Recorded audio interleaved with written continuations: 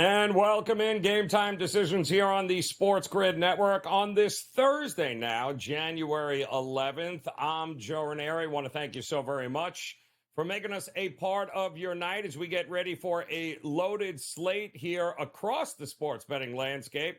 Not to mention a whole bunch of college hoops going. We'll have Coach James Young coming up here. We'll go over some of the bigger matchups on the slate tonight.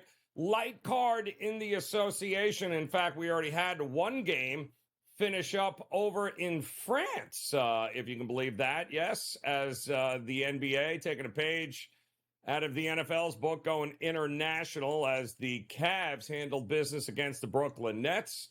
But we do have, of course, LeBron and KD getting ready to do battle a little bit later here in a big game. So the Knicks will be in action, too, in a little while. So we've got much to get to on the hardwood, not to mention, of course, it is Wild Card Weekend. And it is called Wild for a reason. It's usually when what is up is down, what is left, what is right. You get the drift. You never have, it's never too chalky. It's never too predictable on Wild Card Weekend. And we are starting to see some big line movements across the board in these games, starting on Saturday with the two there with Houston and Cleveland. So we will keep you updated on everything you need to know, certainly injury-wise, and what the market is doing. And more importantly, what is the market telling us as the limits have been raised right around this time of week? So that means the bigger money bets starting to pour in here and certainly starting to affect some of these markets. And we'll let you know which games seem to be moving the most here as we welcome in our radio audience on this Thursday here now, January the 11th. It is the SportsGrid Network. I'm Joe Raineri, GameTime Decisions. We appreciate you hanging with us here as we're getting ready for a wild card weekend. But at this rate, who knows when we wake up tomorrow morning, who else might be stepping down as a head coach in the NFL, because we learned of earlier today, it's the end of a very, very, very long era in Foxborough with Bill Belichick stepping down after 24 seasons as the head coach of the New England Patriots. This had to be the most amiable breakup that we have seen here, and that's a good thing, as Robert Kraft and Bill Belichick and Belichick's still under contract, by the way. So there could have been a situation where if Belichick wants to move on and coach someplace else, which all indications are he does, and that brings on a whole different conversation about the who, what, and where would he be a good fit. But it's nice that both Robert Kraft and Belichick, after 24 years together and an unprecedented run, I mean, what can you say? I mean, no coach and owner have had this kind of success over this long a period just ever in the game. It is legendary from that standpoint. And we saw Tom Brady, of course, chime in with a big Instagram post thanking Bill Belichick for all he did for his playing career, and how, you know, the records that they set and the adversity that they had gone through, keeping in mind it wasn't always puppy dogs and rainbows in 24 years in New England. So there were always things that had to be done there, and they got them done to both of them. So Bill Belichick and the Patriots will be parting ways here. Now the question is, where does Bill Belichick go from here? And that is a big if. Where, when, and how. Now, Atlanta seems to keep coming up in conversations with what we're hearing here, that the Atlanta Falcons might be a destination, as Arthur Blank, the owner of the Atlanta Falcons, has apparently hinted around that, yes, there would be a lot of interest in getting Bill Belichick to the Falcons. But the question remains exactly how's he supposed to go to Atlanta without a quarterback and turn that team around? I don't think Bill Belichick at 70, 71 years old is going to want to rebuild anything. I do think if he is going to make a jump, it is going to be solely based upon his ability to be able to win and win now. And hopefully he will be able to win wherever he goes. And I think he will, because I don't think he's going to take any job unless he's pretty confident. And there's only a handful of those jobs right now that make any sense for Bill Belichick, although 8 total jobs now available in the NFL. 8, which is kind of crazy when you think about it here. This is a ton of opportunities presenting themselves, very limited jobs available, and you've got some legends available now as well, and a bunch of upcomers too, because you got to figure Kraft is not dumb. Kraft realizes that he's not going to get anybody to come in and replace Bill Belichick, a legend. That's going to be a pretty tough thing to do. So I would assume that maybe they might be looking to hire from within in the Patriots there, and that wouldn't shock me. Mayo, the longtime assistant of Bill Belichick there, one of the new up-and-comers in the coaching ranks for the Patriots over the last since 2019. Jared Mayo played for Belichick. It appears that he, too, might be exactly the perfect fit for the Patriots. But we'll have more on this, of course, when we come back, as we've got a ton, and I mean an absolute ton to get to here, not only in the NBA, but, of course, college hoops and more NFL drama here as we get ready for Wild Card Weekend. Can't wait to see what is going to happen next. What is the next domino to fall in the coaching carousel that is the NFL? Oh boy, I think it's going to get real good real quick. Who is that first coach that's going to take the job? And do any of these former NFL coaches decide that maybe the college ranks is the best way for them to go? Which way do the college coaches go? We know Dan Lanning ain't going to Alabama. He's already made that very clear that Oregon is his home, and that is where he will stay. But who knows? Could Vrabel decide maybe Ohio State is in the picture? Maybe Ryan Day says, I'm done here. Maybe you go from Ohio State. Maybe he goes to Alabama. There is so much that has to be decided here when it comes to the craziness that is the NFL / now coaching carousel of college football. And boy, oh boy, wouldn't it be something if Belichick decided to go to college? That's probably never going to happen, guys. But we'll have more on this. And, of course, Coach James Young is going to make an appearance here on Game Time Decisions. We've got plenty to get to when it comes to not just NBA, but I mean a slew of great college basketball games here tonight. Looking forward to getting him on here, and we'll do that when Game Time Decisions returns here on the Grid.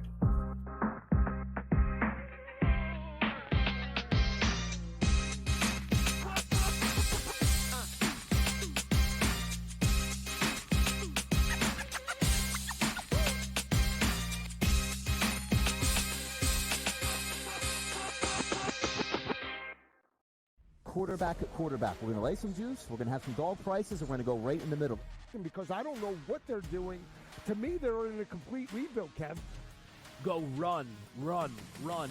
That's where overbackers on this 51.5 shot. So right now, we saw a little bit more over money, but it's hovering right around. The winner of this game will be the division favorite. I don't care if they win, because all we care about is the money, baby, the money. Pro Football Today. It's smarter to be on SportsGrid. San Francisco minus 120 to win the NFC Championship. It's the Cowboys with the second best number. The Eagles at 7-1. What the hell's the difference between the 6 and the 7 seed? I need my guys healthier to make a playoff push. They took the bye week and still won the football game. You want to talk about two franchises going in the wrong direction? The Eagles. Ridiculous what they did this week.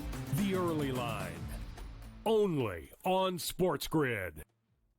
It's a lot of fun to do because you could kind of, place a season-long bet all at once and just wait it out. I've always found that interesting. But New York is one state where it's a little bit unclear. You cannot bet on basically anything that requires a vote. So you're talking about an MVP award, a Cy Young, Rookie of the Year, anything where people at the end of the year have to vote. Newswire, only on SportsGrid. Bills going on the road to Miami Gardens, knocking off the Dolphins as 3-point favorites. They win it 21-14. You want to lose like the Falcons did today, 48-17? That's probably bothersome. You want to win an ugly game where you throw 3 picks, but you end up winning the division? No one cares. Ain't nobody going to be talking about interceptions in the end zone tomorrow. You know what they're talking about? Hosting the Pittsburgh Steelers next weekend in the playoffs. Football Full Circle, only on SportsGrid. Anyone that's been to a sporting event, the atmosphere before a game, I think GameTime Decisions has that same exact atmosphere. This is our arena. This is what we do. There is going to be an energy to GameTime Decisions that you will feel night in and night out. The excitement you get when you lock your bets in, when you're figuring out what you want to do, we can zone in on the biggest games each night. I want this to be the place that people come to before the games start so they feel as ready as possible to lock in their cards. We are going to hit every single one of those markets that you need to know about. We're going to go through every single thing, and I've got a great team behind me that's going to help me get the job done. There is not going to be a better place, I promise you, than GameTime Decisions to get that new information, react to it, and be able to then bet accordingly. We will have everything at our disposal, and we will use that to our advantage. I'm Kevin Walsh. Tune into GameTime Decisions from 6 to 8 p.m. Eastern on SportsGrid.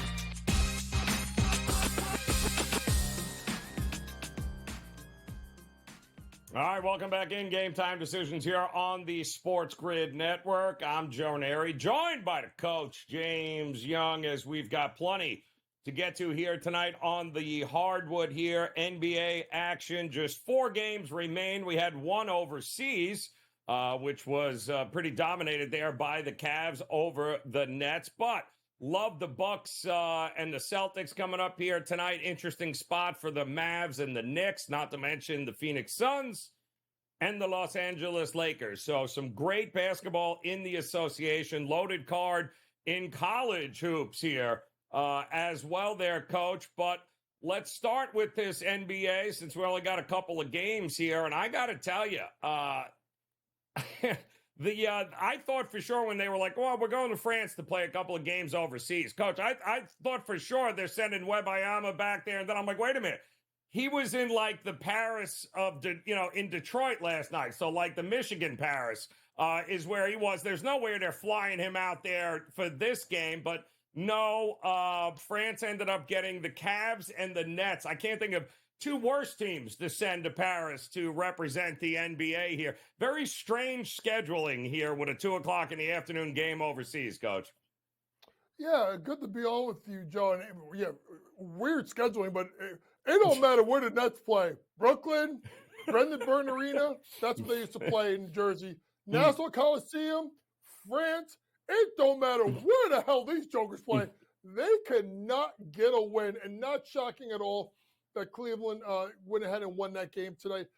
The Nets are in an interesting position now because, when Bridges got there last year, he was so incredible. Like his game took off. Like you remember, he was like the favorite to be like most improved player. Now he's come back to earth. Cam Thomas, who was getting you 33 points a game in the first month, can barely get you 12. Ben Simmons is hurt. It's a mess there in Brooklyn or Paris or wherever the hell they are now.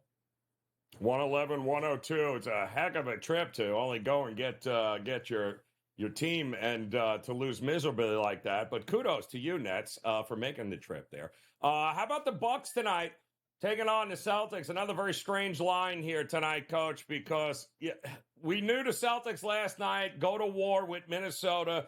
Very grueling game there. Overtime, they eventually squeak out the win.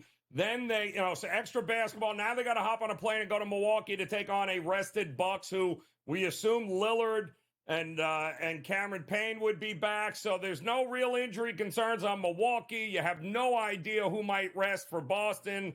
And then we come to learn that, well, pretty much Porzingis, everyone appears to be a go for the Celtics. So the market is running to the window to bet the Celtics. But I mean, this is 5-7, I believe, for the Celtics. It feels like they have played every day over the last 2 weeks, and they just played an overtime game last night. This is not a good spot to get behind the Celtics, is it?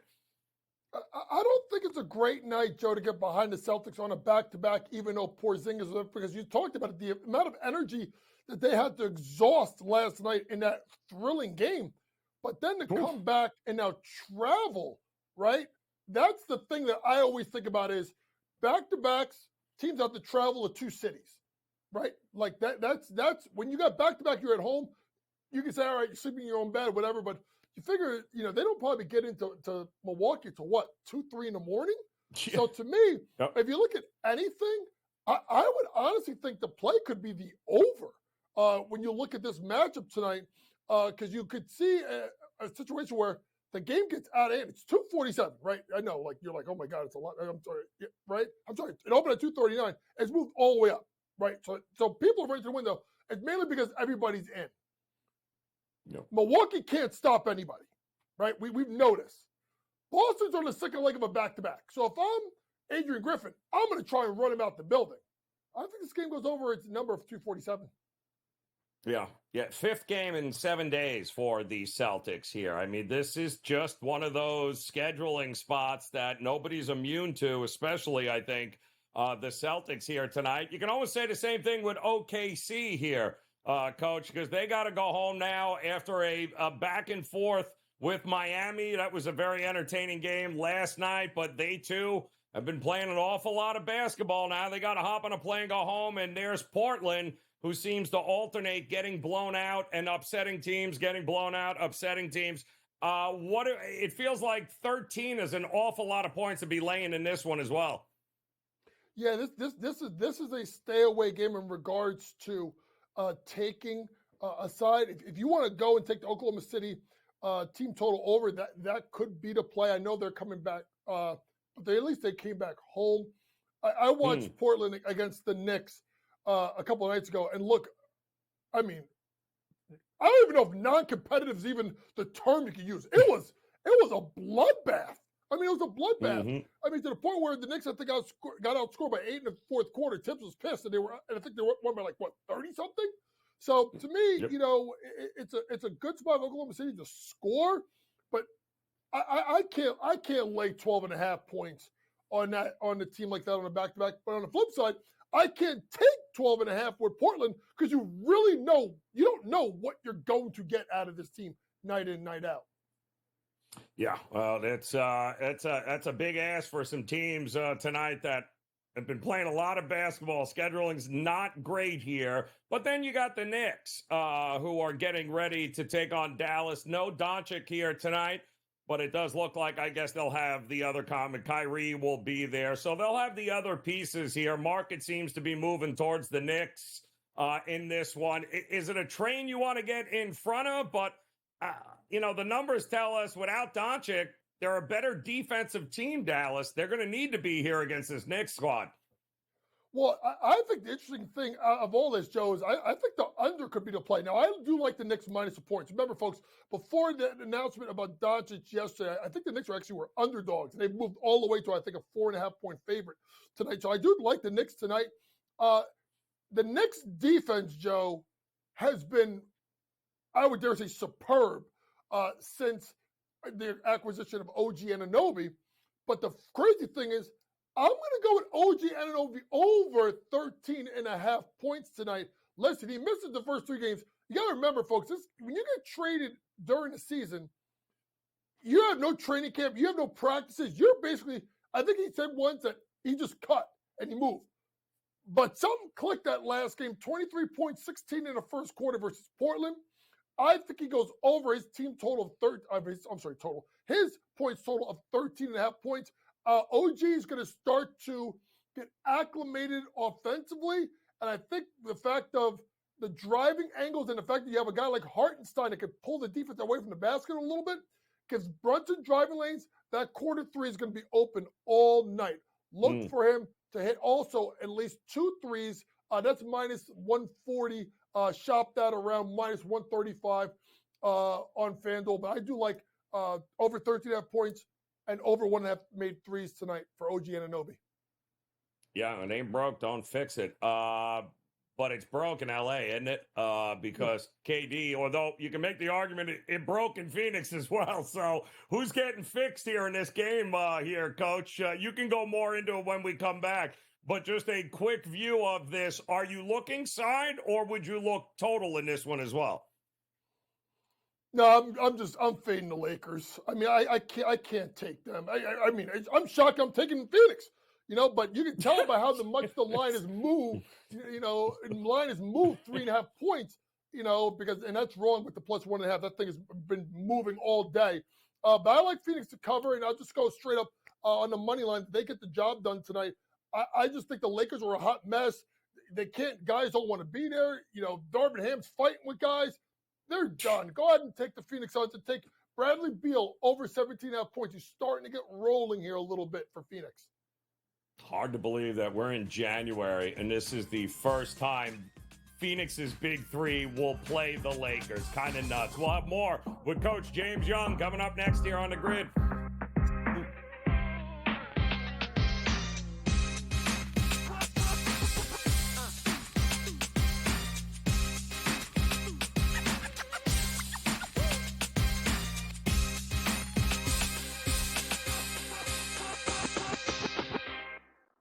Quarterback at quarterback. We're going to lay some juice. We're going to have some dog prices, and we're going to go right in the middle. Because I don't know what they're doing. To me, they're in a complete rebuild, Kev. Go run. That's where overbackers on this 51.5 shot. So right now, we saw a little bit more over money, but it's hovering right around. The winner of this game will be the division I favorite. don't care if they win because all we care about is the money, baby. The money. Pro Football Today. It's smarter to be on SportsGrid.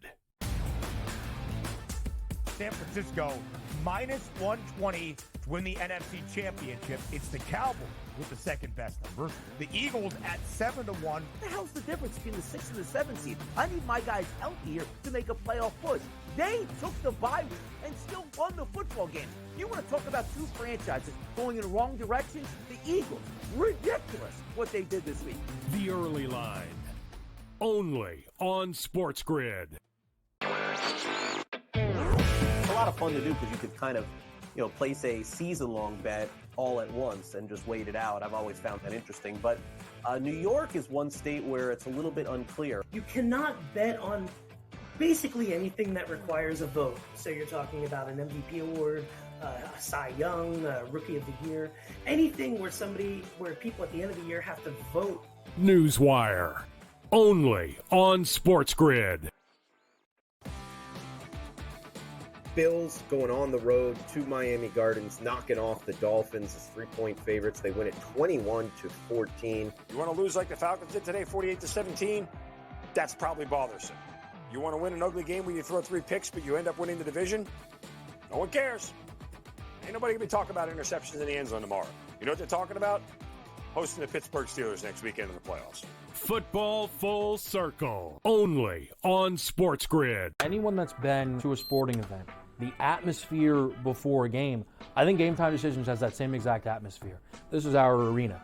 This is what we do. There is going to be an energy to GameTime Decisions that you will feel night in and night out. The excitement you get when you lock your bets in, when you're figuring out what you want to do, we can zone in on the biggest games each night. I want this to be the place that people come to before the games start so they feel as ready as possible to lock in their cards. We are going to hit every single one of those markets that you need to know about. We're going to go through every single thing, and I've got a great team behind me that's going to help me get the job done. There is not going to be a better place, I promise you, than GameTime Decisions to get that new information, react to it, and be able to then bet accordingly. We will have everything at our disposal, and we will use that to our advantage. I'm Kevin Walsh. Tune into GameTime Decisions from 6 to 8 p.m. Eastern on SportsGrid.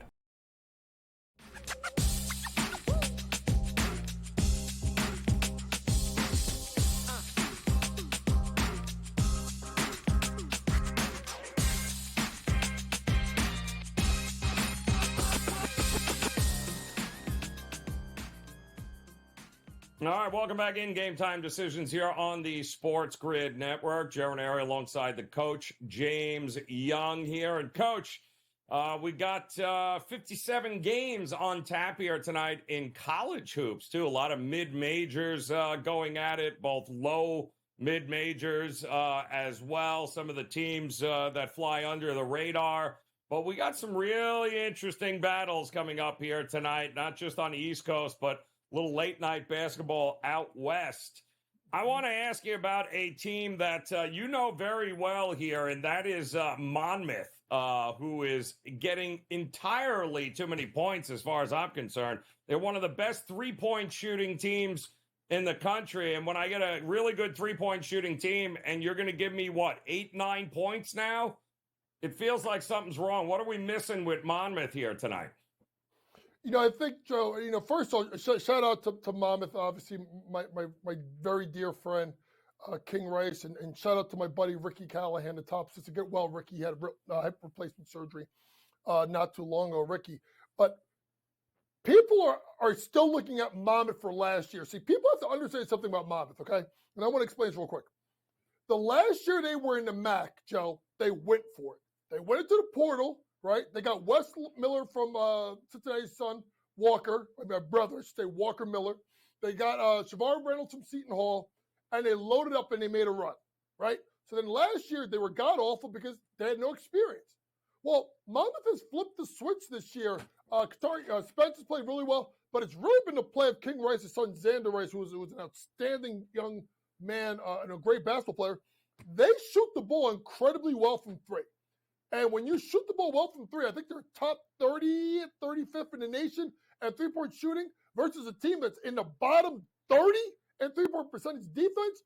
Joe, you know and I know that means you're 1 or 2 shots away from making a run. And if you saw what Monmouth did to Northeastern, blowing them out by 18, think about this, folks.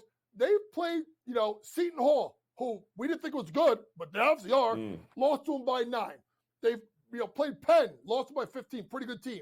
Obviously, they were at Oklahoma. They were down 4 at the break in Norman. This team is a lot better than people think. Only 7 wins last year, 9 already. I'm taking Monmouth plus 8.5. Some books are having it at 9.5. And I will say this, I will not be stunned if they stole the game tonight too. I'm kind of shocked. It's what they haven't been great on the road, but they have covered great on the road here. So you want to give them 8.5, 9? I'll take them all day long with you here, Coach. FAU also on the road heading to Tulane. This is hovering around 7.5 now. FAU is realizing that with all that success, everybody they play now is coming after them for their national championship game, so to speak. They have had that problem of playing down to competition so far this year. You can't lose, you can't lose to Bryant. You can't lose to Florida Gulf Coast. But that's exactly what's happened here. So what do we think we're going to get from FAU tonight against Tulane? Well, if you think about it, Joe, they've missed covering the spread the last 3 games, including losing that game at Charlotte. East Carolina, they won by 15 or 18.5 point favorites. They lost to Florida Gulf Coast, so they lost 2 out of 3. So Dusty May's team should be in a bad mood, and I like this as a bounce back spot. They need to get rolling here because this is a team that, if even moving up in league, right, which they obviously have moved up in league. If they keep losing, they're not gonna get the clout of based off last year because now people are looking at the fact that they're playing real competition. Tulane, I know they're 10-4, but if you kind of look at their schedule, the last game they lost to North Texas by 14. I'm not going to count the game versus Rice. They didn't play a really good schedule. They lost by 30 to Mississippi State. This would be a good spot here for a bounce back. Give me FAU minus 7.5 tonight. Tulane can't shoot any threes. They blow. They're never going to be able to come back. Golden even should be able to eat inside the paint here tonight. So I just don't I don't get it there, Coach. I do think Florida Atlantic and Dusty May better get it together, but I think if they hit shots from the outside, it's probably all she wrote for Tulane there. All right, so we got a couple other spots on the board here, Coach. We saw the graphic with some of those picks that you got that you're focusing your attention on. So run down the list for us. Tell us what else is on tap here tonight in college hoops for you. You know, there's a really, really good matchup in the Big Ten tonight that has Illinois versus Michigan State. And when I started breaking down and looking at this game, you look at this, right, Joe? Number 1 team in the country on the road, lose. Number 2 team in the country on the road, lose. Number 3 team in the country on the road, lose. Number 4, number 5. I think Oklahoma lost last night. I believe at TCU. Mm-hmm. So now you're looking at yourself. You're saying, "Oh boy, here comes another one." Until I realized that Illinois is at home tonight, and I think an Illinois team that is so. I'm just so impressed by the way that Brad Underwood has coached this team. Now it has moved. Now I'm going to take them on the money line tonight. I do think this is a good matchup against a Michigan State team that has been absolutely. I mean, you want to count the win at Penn State? I mean, listen, that's not saying much. Indiana State, Stony Brook. Listen, the reason why we're getting this is because you got they blew out Baylor by 24 points. That's a 1-game sample size versus an Illinois team that's nasty and they're big and they're physical. I know they don't have Shannon, but they're at home in Champaign. Because they're home, I'm going to go ahead and I'm going to take Illinois on the money line tonight. Ooh, like in the home. I love it. All right. So then you also have JMU up there. Interesting game here tonight, too. Feels like we might get a few points in this one with James Madison. How you looking at it? Well, this is one of these games where when I look at it, you're right. There's going to be a lot of points. Both teams are very good offensively. So now it comes down to this, right? 2 things. 1, who's better defensively? That's James Madison. And 2, who's the better team? James Madison. Well, I'll give you a third, too. Who just got picked off their last game? James Madison. They should be in a foul mood tonight. I think they absolutely roll South Alabama. South Alabama's record is decent, but it's nothing to write home about in regards to conference they played. JMU, folks, and you got to realize this.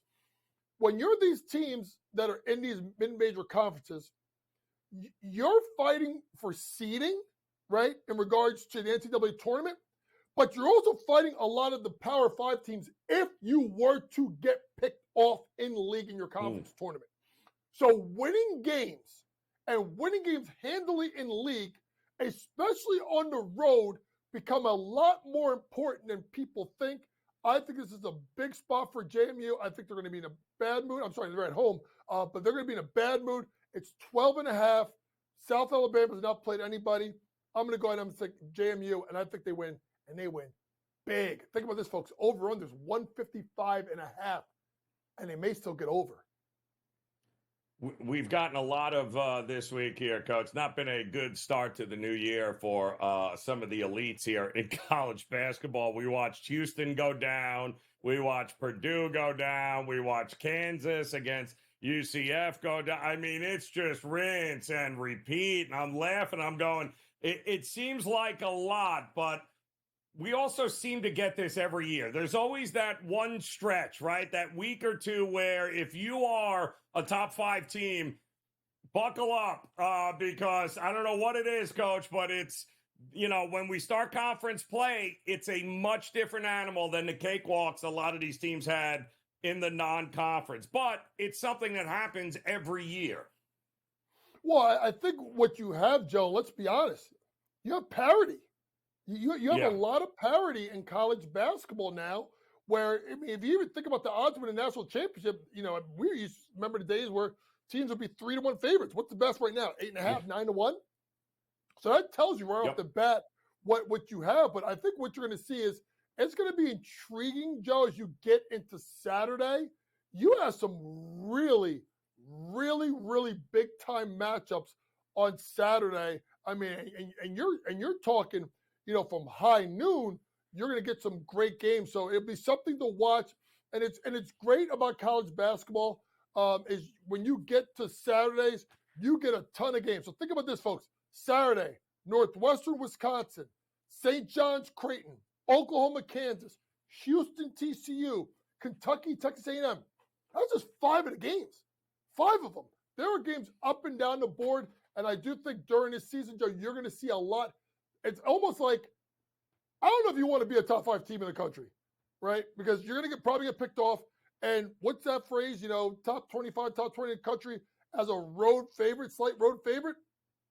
You may just want to go with the numbers and just say, go the other way, because a lot of times they don't cover. And let's be honest, Joe, a lot of times they actually don't win. No. But what it does do also, Coach, is it provides us an opportunity, for instance, Nebraska playing Iowa coming up this week and the next game, right? Coming up in 2 days. So I do think there's going to be an opportunity where, UCF, the Nebraska, all these teams that pull these crazy upsets, Coach, guess what I'm going to be looking to do here come this weekend when they play? I mean, it's like, come on, you take advantage of it because both sets I'll have letdowns and we'll have an opportunity, obviously, to take advantage of bounce back spots as well. So, Coach, appreciate it, my man. Always a pleasure here. Go Phoenix.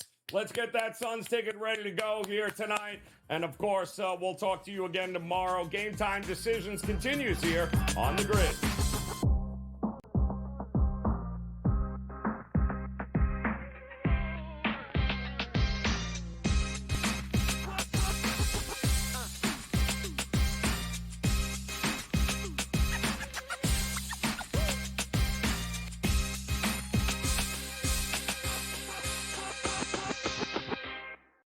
Quarterback at quarterback. We're going to lay some juice. We're going to have some dog prices, and we're going to go right in the middle. Because I don't know what they're doing. To me, they're in a complete rebuild, Kev. Go run. That's where overbackers on this 51.5 shot. Right now, he's a little bit more over money, but it's hovering right around. The winner of this game will be the division I favorite. don't care if they win because all we care about is the money, baby, the money. Pro Football Today. It's smarter to be on SportsGrid. San Francisco minus 120 to win the NFC Championship. It's the Cowboys with the second best number. The Eagles at 7-1. What the hell's the difference between the 6th and the 7th seed? I need my guys healthy here to make a playoff push. They took the bye week and still won the football game. You want to talk about 2 franchises going in the wrong direction? The Eagles. Ridiculous what they did this week. The Early Line. Only on SportsGrid.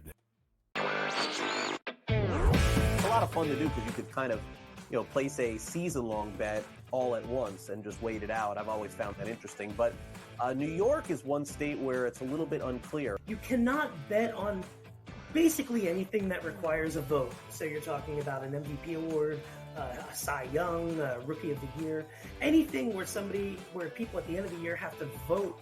Newswire. Only on SportsGrid. Bills going on the road to Miami Gardens, knocking off the Dolphins as 3-point favorites. They win it 21-14. You want to lose like the Falcons did today, 48-17? That's probably bothersome. You want to win an ugly game where you throw 3 picks, but you end up winning the division? No one cares. Ain't nobody going to be talking about interceptions in the end zone tomorrow. You know what they're talking about? Hosting the Pittsburgh Steelers next weekend in the playoffs. Football Full Circle. Only on SportsGrid. Anyone that's been to a sporting event, the atmosphere before a game, I think Game Time Decisions has that same exact atmosphere. This is our arena. This is what we do. There is going to be an energy to Game Time Decisions that you will feel night in and night out. The excitement you get when you lock your bets in, when you're figuring out what you want to do, we can zone in on the biggest games each night. I want this to be the place that people come to before the games start so they feel as ready as possible to lock in their cards. We are going to hit every single one of those markets that you need to know about. We're going to go through every single thing, and I've got a great team behind me that's going to help me get the job done. There is not going to be a better place, I promise you, than Game Time Decisions to get that new information, react to it, and be able to then bet accordingly. We will have everything at our disposal, and we will use that to our advantage. I'm Kevin Walsh. Tune into Game Time Decisions from 6 to 8 p.m. Eastern on SportsGrid.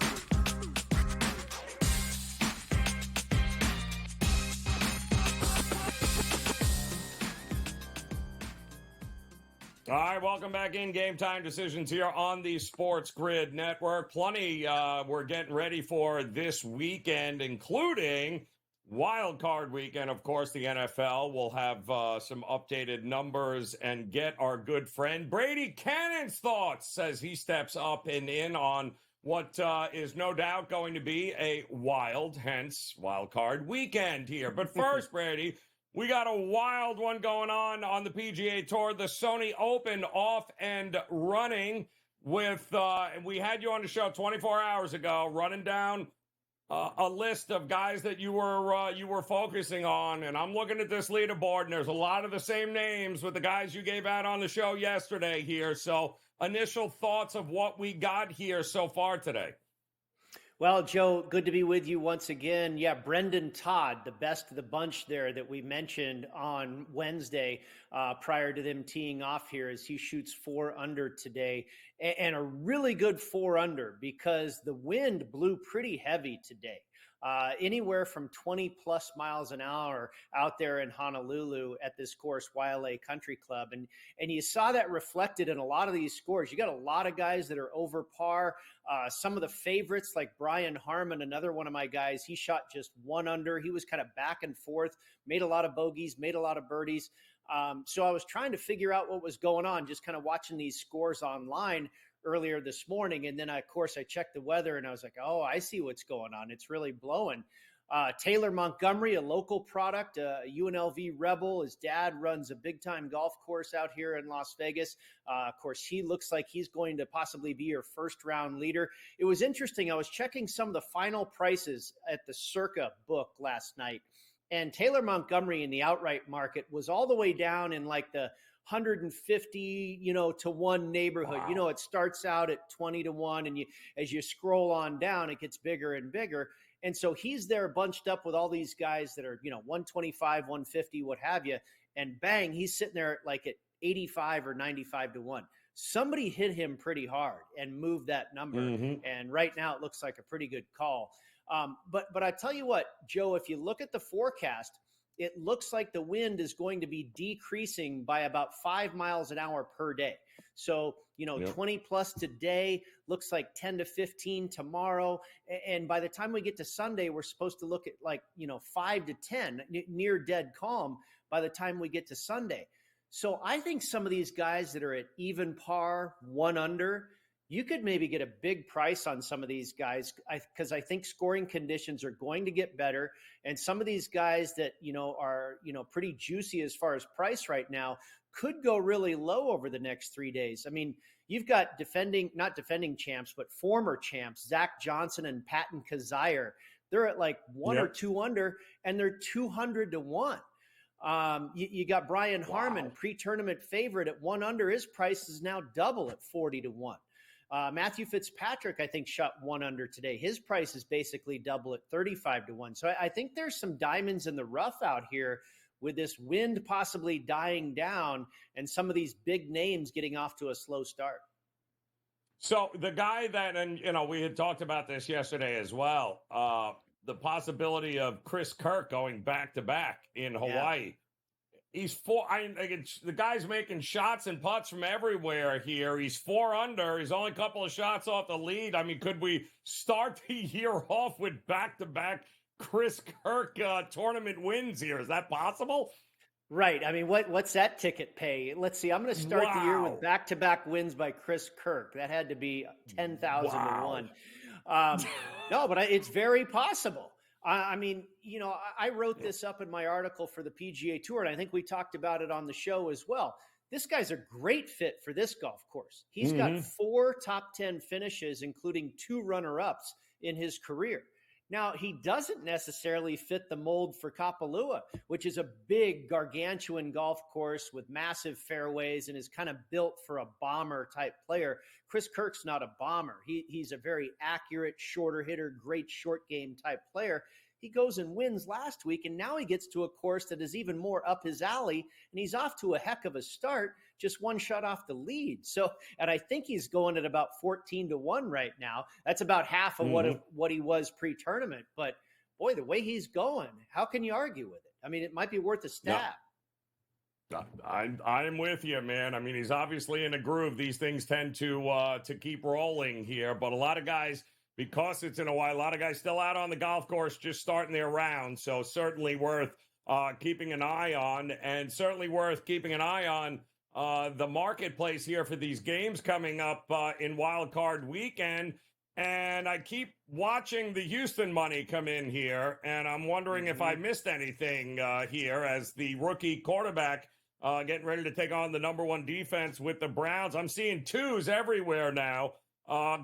Still a great teaser opportunity if you want to back Houston, but man, that's a big move towards the home dog in this one. Yeah, and I've kind of thought that way the entire week. When I made my numbers, I made the Houston Texans a 1-point favorite. And, I think it's kind of telling, Joe, that we really didn't see this get to 3. I mean, it popped there for a minute, earlier in the week and, it didn't hang around too long. And so when you see a number just sitting there at 2.5, I mean, that's telling you that the wise guys, they're either waiting to grab the 3, but they certainly don't want to, necessarily lay the number, which is a very attractive number under a field goal. So I'm not necessarily surprised by the move, but I also saw some injury news come out earlier today for the Cleveland Browns as well. Grant Delpit in that secondary, I guess, is not going to play. And there was a couple of other names, and I can't recall exactly who it was right now, but, not just nobodies, some decent key pieces in that defense. And I'm thinking that probably triggered the move. If they were kind of just waiting for something, it feels like that's kind of what they wanted to do the entire time. Obviously, you want to take the 3, and then the injury news comes, and they're like, okay, let's grab it and get it now. I personally teased them. I did the Texans in 2 different teasers. Teased them to plus 8.5. I mean, as a bettor, you don't necessarily want to take 2.5, especially prior to this injury news. You always want to try and grab the 3. And then I also did a 10-point teaser, and I was lucky enough when I was making the bet, it had gone to 3 for just a second. So I was able to get plus 13 with that one. But I think Houston has a great chance to win the game. What they don't have going for them, Joe, is, rookie quarterback, rookie coach, first time in the playoffs type of thing. You can look at that 2 ways. Inexperience going to cause you problems, or innocence and not knowing the gravity of the moment is going to let you play footloose and fancy free. And so we don't know which is going to happen, but I think it's going to be a very competitive game. I think Cleveland's very strong, but I don't think they're world beaters. And, I have these teams rated pretty closely, and I think we'll get a pretty close game. Denzel Ward, Thornhill. Yeah, that secondary, a lot of questions for Cleveland here as we're heading into this game on Saturday. We did learn that Waddle and Mostert practiced. There are a lot of reports that Waddle is going regardless. It would be great for Miami if Mostert can go. So that's some good news there for the Miami Dolphins, as they're kind of still sitting right around 4.5 here. And that total still holding there at about 44.5 as well. The playing surface is heated. So the fact that it's 2 degrees, that's not really the big issue when it comes to scoring in the NFL. It's the wind, but the wind doesn't appear to be anything out of the ordinary. So certainly Kansas City will be used to the conditions there. The question is, what does Miami do in those conditions? Well, as far as the total's concerned, I would probably lean to the under, Joe, and that's really not weather related. I mean, a little bit, because when you're a popsicle, it's hard to move, even if that field is heated. But I think my reasoning here for looking at the under is twofold. First of all, the Kansas City offense has been, sputtering really all season long, and I don't expect them to necessarily light up the scoreboard with 30 points. And I think Miami, obviously I have no phone call into Mike McDaniel and telling him what to do or anything, but my opinion is if they're going to crack the code of this Kansas City defense, they've got to run the ball. I think Raheem Mostert is more healthy than Jalen Waddle. Jalen Waddle with a high ankle sprain, I think he's probably still going to be a little bit limited. I think Mostert will be ready to go. I think he probably could have gone last week, but they saved him. He should be pretty good, and Achane is good. That two-pronged rushing attack was really eating up the Buffalo Bills on Sunday night, and then they went away from it in the second half. I think that's a way that they can possibly get this game. Joe, on the other hand, I played Kansas City in a money line parlay with the Dallas Cowboys. I think Kansas City finds a way to get it done. I wouldn't be surprised if they covered the 4.5. But if you like the Miami side, I think you have to bank on them turning to the rushing attack, keeping this a low-scoring game, looking at the under, taking time off the clock. I think that has to be the strategy, and what that translates into the betting markets would be this game staying under the total, in my opinion. We also, it's interesting too, because we're not seeing, one would think that we would have seen with the Rams and Detroit a whole lot of money to the over. It's not moving. It's 51, 51.5. It's been there since it opened. And that was, I think, that and the Dallas game are probably the one game where everyone thought, oh, it's going to be a shootout. But, it is the playoffs after all, isn't it, Brady? You're right. And the Detroit number the initial move was to the under. That actually opened at 52 and then down to 51.5. And like you say, some 51s now. And I kind of agree with that. I both of these teams can really run the football. And Detroit now, they defend the run really, really well, not as good against the pass. So the Rams could have some success through the air. And I think they'll probably run it pretty well too, despite Detroit's defense being really solid against the run. And we know that Detroit run game is very, very strong. I wouldn't be surprised, maybe even a first half under too. If these two teams, the whole Jared Goff, Matthew Stafford, you got to believe they're going to probably have a little bit of a feeling out period to begin this game. Now the Dallas and the Packers, I wouldn't be surprised if that went over. We know Green Bay's defense is a liability, absolutely. And we know the Dallas Cowboys' ability to score at home. I think I want to say they're averaging close to 30 points a game at home this year. Mm-hmm. And I would expect them to get it again. I mean, this Packers game, boy, I wouldn't be surprised by 35-24, 35-27. Yeah, I like the Cowboys to win it. I wouldn't be surprised if they won it by margin, and I wouldn't be surprised if it went over the total. Yeah, starting to see the hooks are disappearing. Starting to see just the flat sevens now here. But either way, it's the playoffs and wild card. The only thing that matters is money lines. If you think who's going to win it, right. Bet it. Bet the money line. That's it. That's what's going to happen. Doesn't make a difference, dog or not here. And then, of course, Philly, Tampa, still a disgusting mess. It will continue to be. But if there's one game I'm teasing the dog up, it's probably Tampa here, Brady. And I know I'm you're right on the there same with page you. with me. I am, absolutely. And you know how this goes, Joe. This is going to be the most wildly entertaining game of the entire weekend, right? It looks like an absolute stinker. Yep. And it's gonna be twists and turns. It's gonna be out of control on Monday night. Brady, we appreciate it. Good luck, my man. Game Time Decisions returns after this.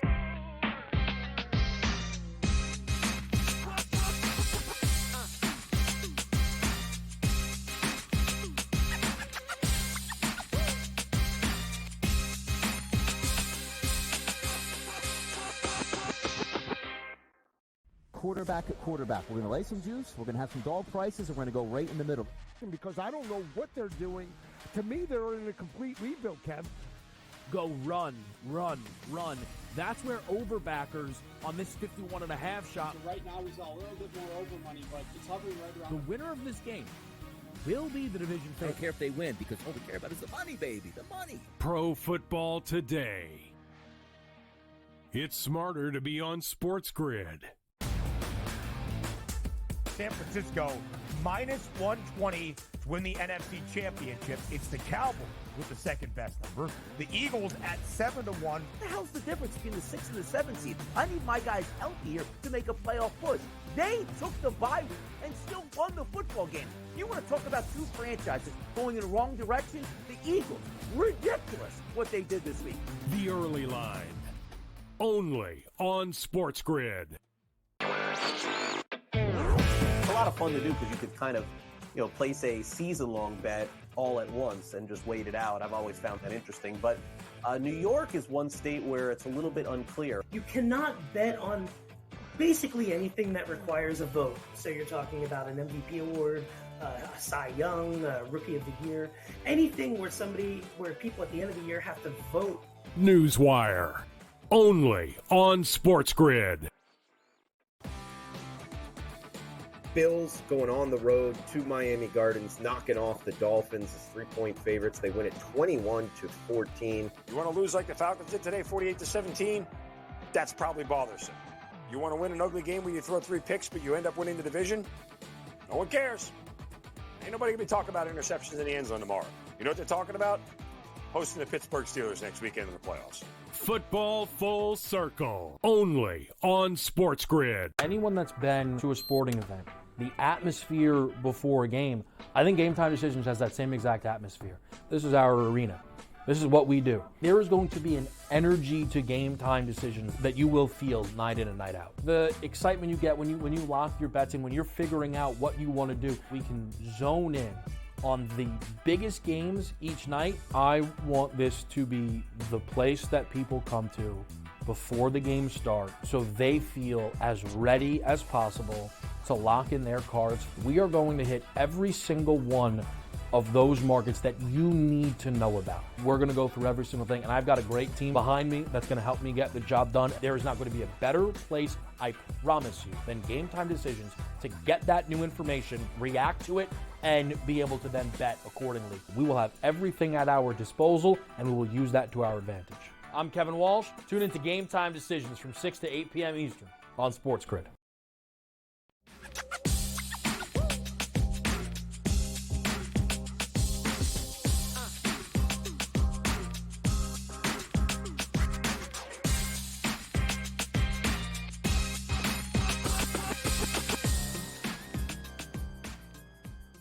All right, welcome back in as we look to close out this hour of Game Time Decisions, getting ready for the opening tip in the NBA. Great slate of games here tonight. This is a perfect time to welcome in our good friend, Davis Maddock, with a same-game parlay. What do you got going on tonight, Davis?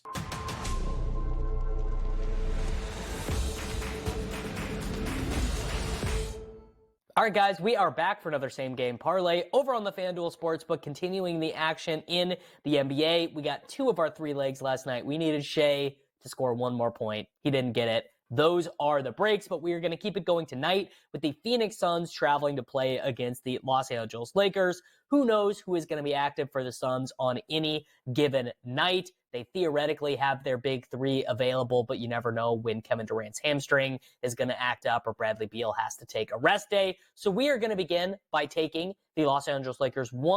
Their defense has been phenomenal. They did win a very tight one against the Toronto Raptors. Maybe a little bit of a controversial one with how many times these guys got to the free throw line, but we are taking the Lakers against the Suns. We are definitely taking the under on 237.5 here. The Lakers' path to winning is definitely via limiting the Suns' offense, which has been a little bit better over the last month of the season, though they still do not shoot enough three-pointers as a team. Another reason we are comfortable taking the under. And we are also going to take LeBron James to record 8 or more assists in this game.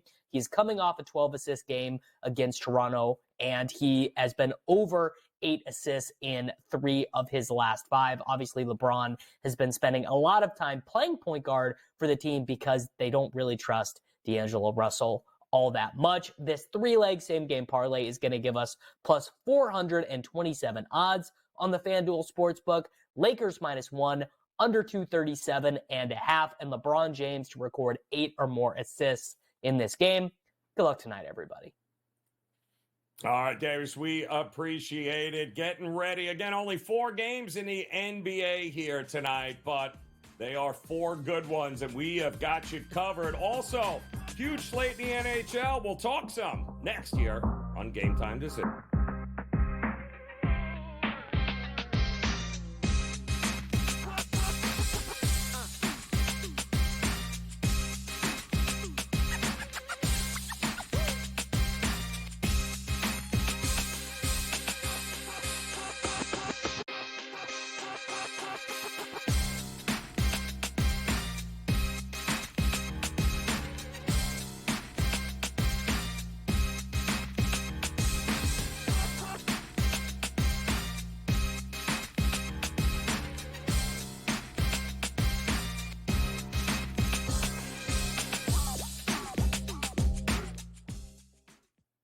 All right, welcome back in. Off and running another hour here of Game Time Decisions on the Sports Grid Network. I'm Joe Raineri. I want to thank you so much for hanging with us here as we get ready for a big night on the hardwood. 55 college basketball games getting ready to tip off here. We've already had one NBA.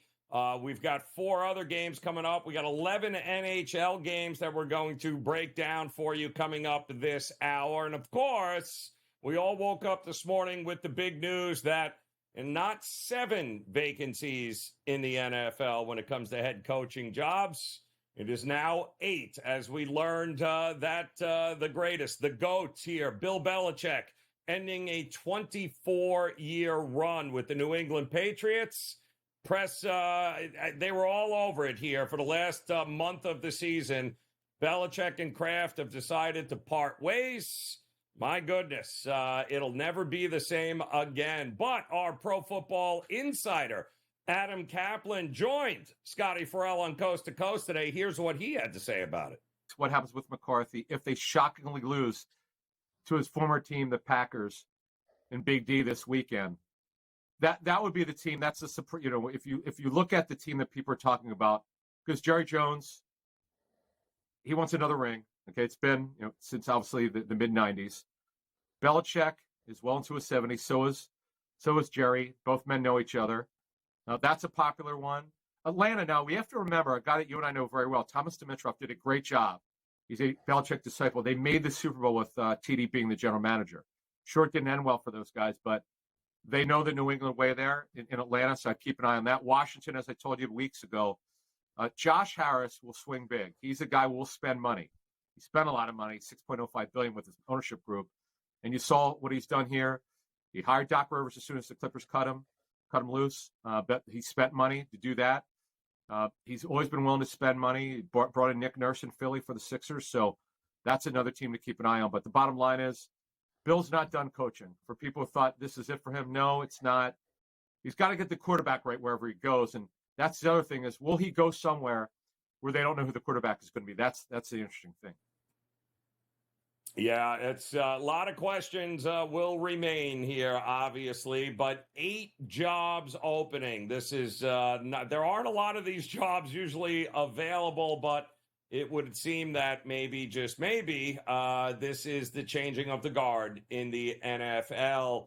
Didn't think we'd see this many openings at the same time, but I also don't think that it's a coincidence that 72-year-old Pete Carroll stepping down, but staying on an advisory role, by the way, for Seattle. We learned that yesterday. Vrabel remains the head scratcher.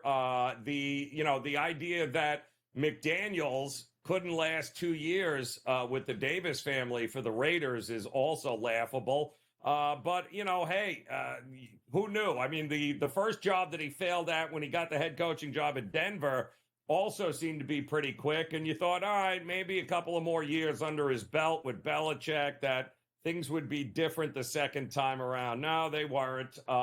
Pretty much alienated the entire locker room in 2 years. But here's the good news. Wherever, and I'll call it right now, wherever Belichick lands, and Dallas is an interesting, as you heard, there's an interesting destination. But is McDaniels not coming back as his offensive coordinator, no matter who it is, no matter where it is? Of course he is. Belichick is going to surround himself with guys that he knows and that he trusts. And no matter what you think about Josh McDaniels as a head coach, as an offensive coordinator, yeah, he's got Brady's backing. He's got everyone else's. So not everyone is meant to be a head coach. Belichick knows this, and if Belichick can get into a situation where he really, and I don't even think he needs, he doesn't need the next Hall of Fame head coach. He just needs a situation where they're either a player or two or a culture change away from being extremely competitive and an opportunity to win. And now that Belichick, by the way, Atlanta is fascinating simply because they are a top 10 pick, I believe the 9th pick. They got a ton of capital there, a lot of young players. And more importantly, the one thing that we know Belichick is going to want is a defense and one that he can coach up. And quite honestly, Atlanta's defense was the best part of that team this year. No thanks to Arthur Smith.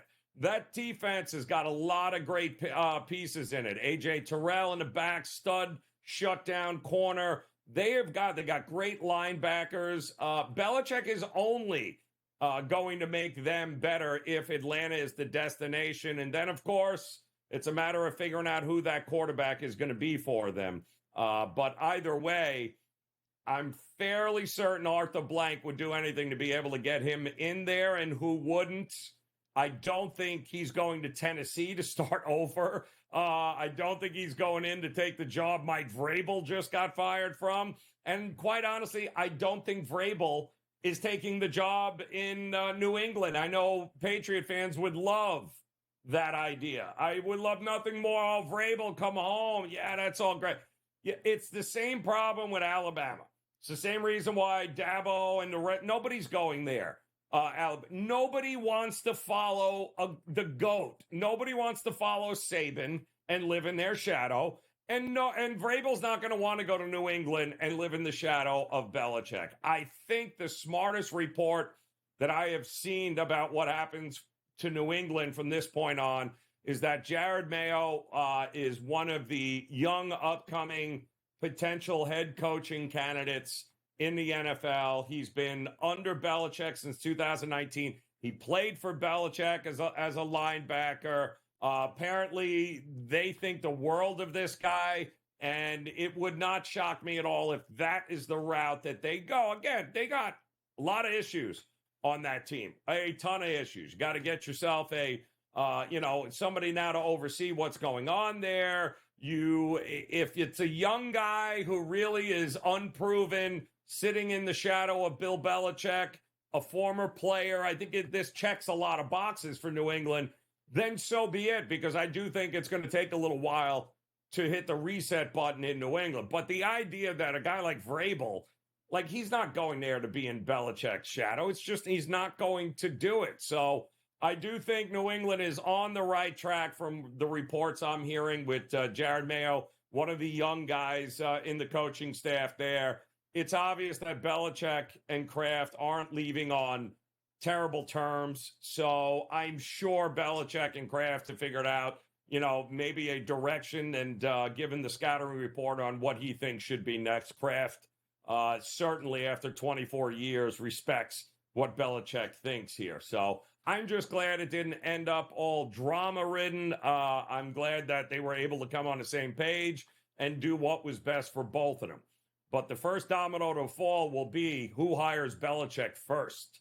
And I mean a lot more to get to here, and we'll learn, I think, over the next couple of weeks. But in the meantime, we've got NHL puck dropping there. We'll talk some hockey with George Kurtz coming up next year on Game Time Decisions.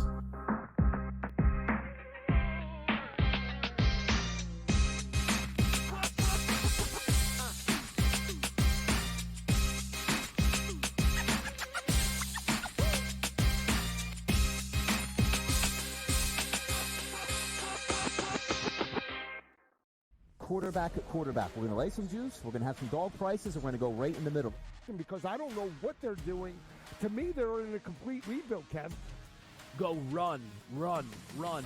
That's where overbackers on this 51.5 shot. So right now, we saw a little bit more over money, but it's hovering right around. The winner of this game will be the division favorite. I don't care if they win, because all we care about is the money, baby, the money. Pro Football Today. It's smarter to be on SportsGrid.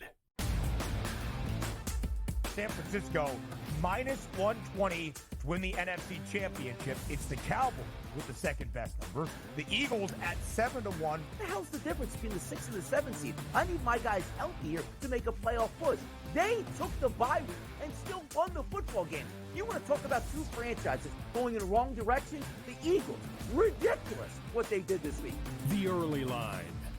Only on SportsGrid. It's a lot of fun to do because you could kind of, place a season-long bet all at once and just wait it out. I've always found that interesting. But New York is one state where it's a little bit unclear. You cannot bet on basically anything that requires a vote. So you're talking about an MVP award, a Cy Young, Rookie of the Year, anything where people at the end of the year have to vote. Newswire, only on SportsGrid. Bills going on the road to Miami Gardens, knocking off the Dolphins as 3-point favorites. They win it 21-14. You want to lose like the Falcons did today, 48-17? That's probably bothersome. You want to win an ugly game where you throw 3 picks, but you end up winning the division? No one cares. Ain't nobody going to be talking about interceptions in the end zone tomorrow. You know what they're talking about? Hosting the Pittsburgh Steelers next weekend in the playoffs. Football Full Circle, only on SportsGrid. Anyone that's been to a sporting event, the atmosphere before a game, I think GameTime Decisions has that same exact atmosphere. This is our arena. This is what we do. There is going to be an energy to GameTime Decisions that you will feel night in and night out. The excitement you get when you lock your bets in, when you're figuring out what you want to do, we can zone in on the biggest games each night. I want this to be the place that people come to before the games start so they feel as ready as possible to lock in their cards. We are going to hit every single one of those markets that you need to know about. We're going to go through every single thing, and I've got a great team behind me that's going to help me get the job done. There is not going to be a better place, I promise you, than GameTime Decisions to get that new information, react to it, and be able to then bet accordingly. We will have everything at our disposal, and we will use that to our advantage. I'm Kevin Walsh. Tune into GameTime Decisions from 6 to 8 p.m. Eastern on SportsGrid.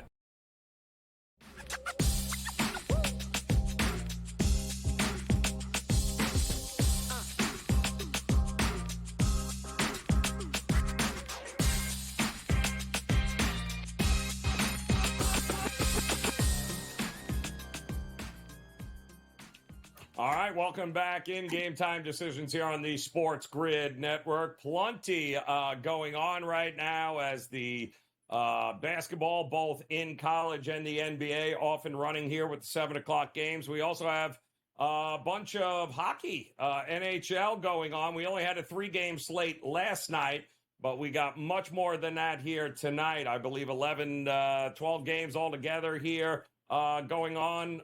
So we've got much to cover there with nobody better than George Kurtz to talk some NHL with us here, Kurtz. And some of these games that just dropped, you'd mentioned it, the Islanders, I think are the first ones up on the board here is your beloved Islanders struck first here in their matchup.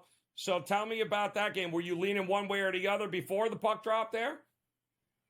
Certainly leading towards Toronto. I mean, Toronto's been playing like one of the better teams in the NHL. Martin Jones has done a fantastic job. I mean, you think about it, Samsonov was their starting goaltender. They ship him down to the Marlies, right, because he can't figure anything out. He's back now.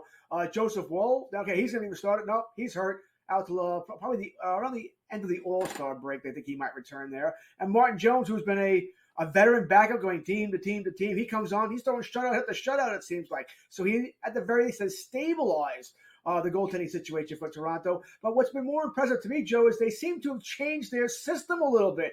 They're actually playing defense. They're actually playing defense, which you rarely see from Toronto. That being said, Austin Matthews took an early penalty. Kyle Palmieri scores for the Islanders on the power play. 1-0 Islanders early in the first period. So let's talk to us about another team here that doesn't seem to want to stop scoring, and that is, and we knew they have been pretty potent offensively, the Vancouver Canucks here. They're taking on the Penguins here tonight, who have not necessarily had a great stretch of scoring. But the Canucks, I mean, we're talking about, 24 goals in their last 5 games? I'm shocked that they haven't scored yet with about 3 or 4 minutes into this game against Pittsburgh here. It's so hard. I don't know what to do with Pittsburgh here. They are at home ice here. Which way you leaning, one way or the other? Yeah, I was on the Canucks in this game. You give me plus money on Vancouver? I think it was plus 105 offhand, if I remember correctly. I'm taking the Canucks. All right, no choice there. They just went through they beat the Devils, Rangers, and Islanders. Yeah. In that order. That's not easy to do. No matter what you think about those 3 teams, to defeat all 3 on the road in the metro area is impressive. They've been probably the biggest, I don't want to say surprise team, but I guess happy surprise. It was happy surprise this season. So much talent on this team. We know they can score goals. Defense is always going to be an issue. They're playing good defense. Demko might be your leading candidate for the Vezina Trophy right now. They're playing fantastic. I'm on Vancouver in this contest.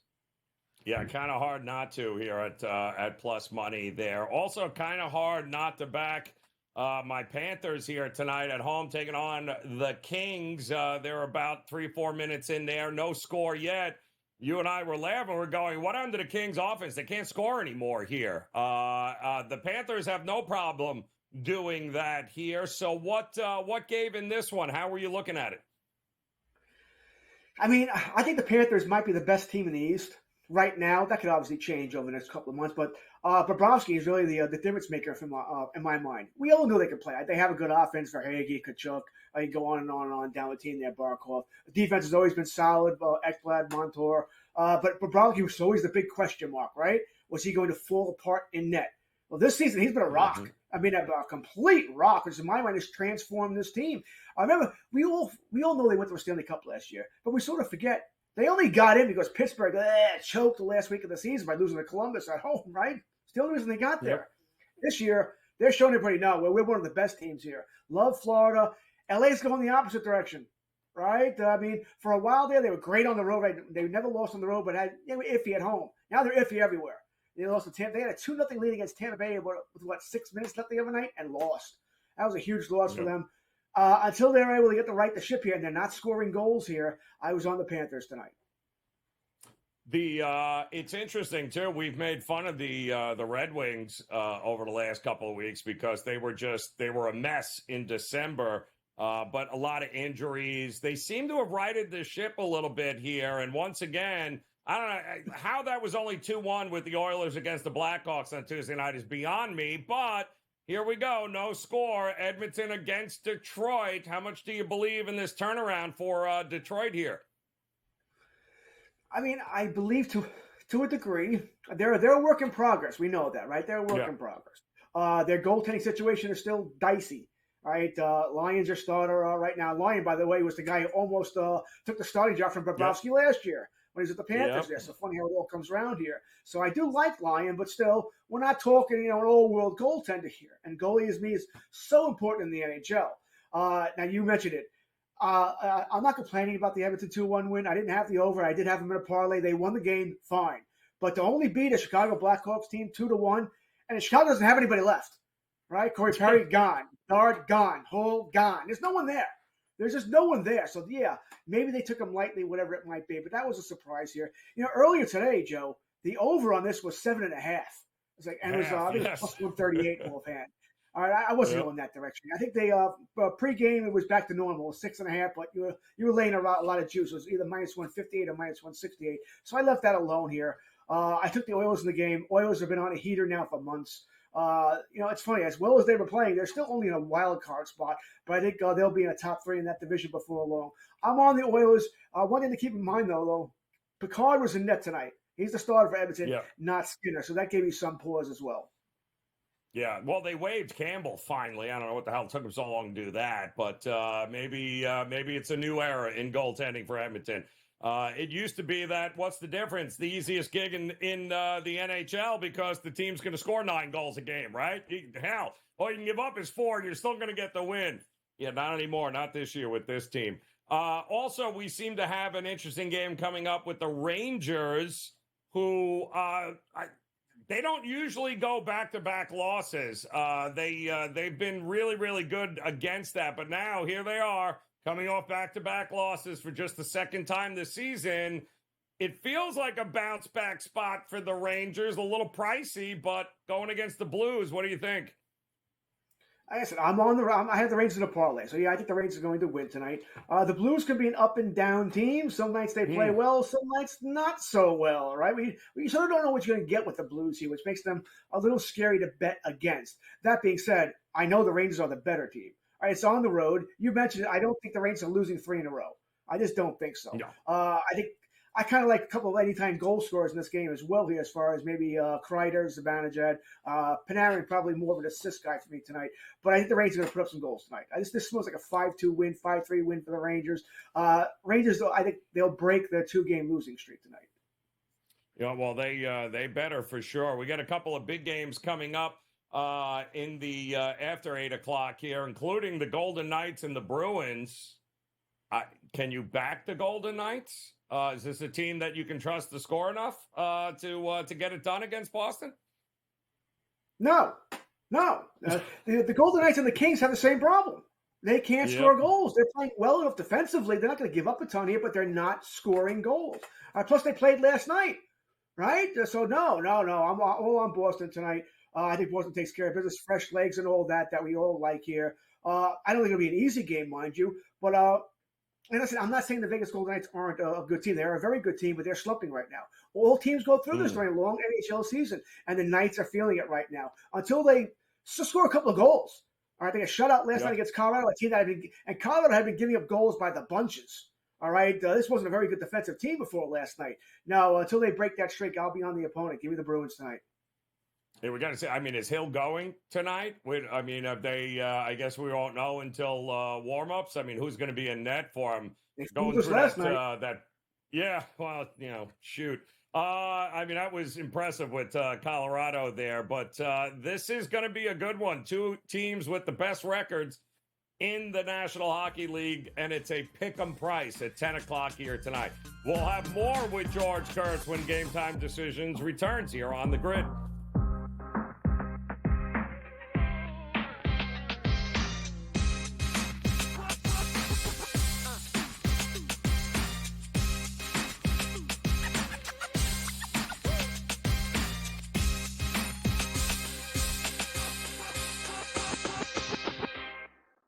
Quarterback at quarterback. We're going to lay some juice. We're going to have some dog prices, and we're going to go right in the middle. Because I don't know what they're doing. To me, they're in a complete rebuild, Kev. Go run.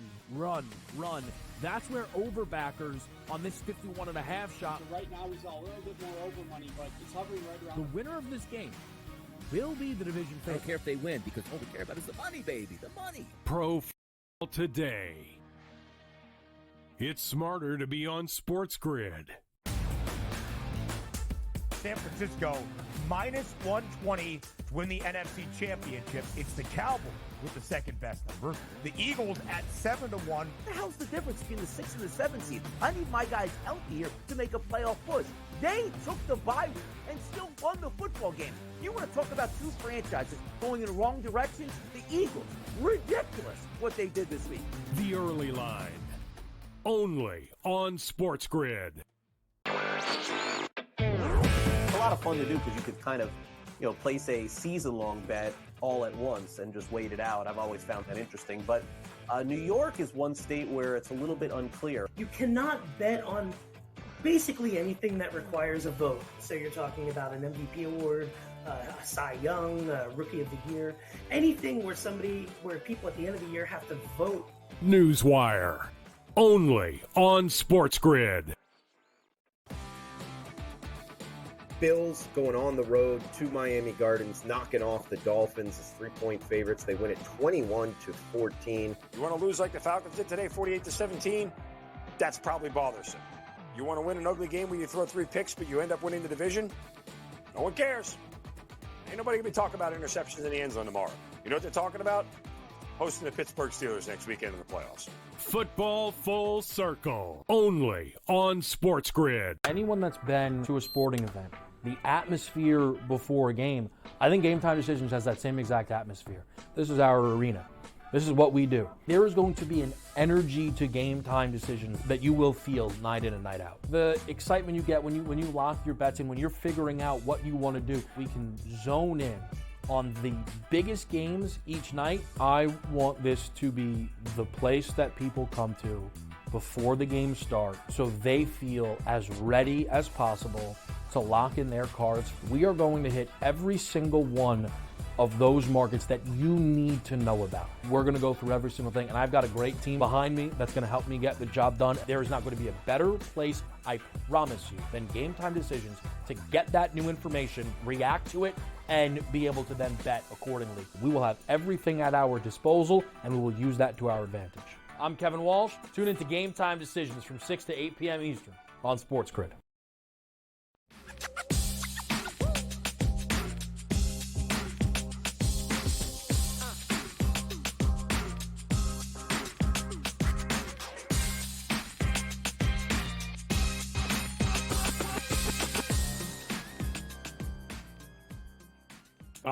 welcome back in Game Time Decisions here on the SportsGrid Network. Joe Raineri alongside George Kurtz here. We appreciate you hanging with us here as we've got, last time we spoke, there were very few goals in the NHL. And now, George, since just a couple of minutes, it seems every team is scoring in the NHL right now. We got 1-0 San Jose over Montreal. Looks like Vancouver has put in yet another goal there to make it 2-0. The Devils, we were just talking about Tampa not making the playoffs for the first time, it feels like, in forever. Down 1-0. And I even believe Buffalo and the Kings have scored a goal. So we're off and running here in the NHL. Let's talk some NFL here, Kurtz, as we get the wild card weekend, aptly named, I think, because crazy things happen here in wild card weekend. But there's inevitably going to be a dog or two here, Kurtz, you would think, that are going to pull the outright upsets.